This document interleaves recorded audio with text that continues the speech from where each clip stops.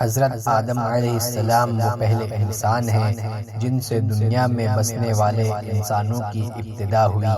اللہ تعالیٰ نے ان کا خمیر تیار کرنے سے پہلے فرشتوں سے کہا، عن قریب میں مٹی سے ایک ایسی مخلوق پیدا کرنے والا ہوں جسے زمین میں ہماری خلافت کا شرف حاصل ہوگا۔ چنانچہ حضرت آدم علیہ السلام کا خمیر مٹی سے گوندھا گیا، پھر اللہ تعالیٰ نے اس میں روح پھونک دی تو اسی وقت وہ زندہ انسان بن گئے۔ ان کے سامنے فرشتوں کو سجدہ کرنے کا حکم دیا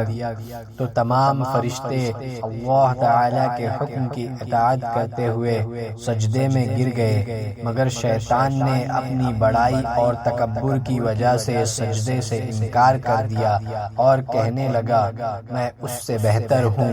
کیونکہ آپ نے مجھے آگ سے پیدا کیا ہے اور آدم کو مٹی سے پیدا کیا ہے۔ اس طرح شیطان اللہ کے حکم کو نہ مان کر ہمیشہ کے لیے اللہ کی لعنت کا مستحق بن گیا، اور اسی وقت سے وہ حضرت آدم علیہ السلام اور ان کی اولاد کا دشمن بن گیا۔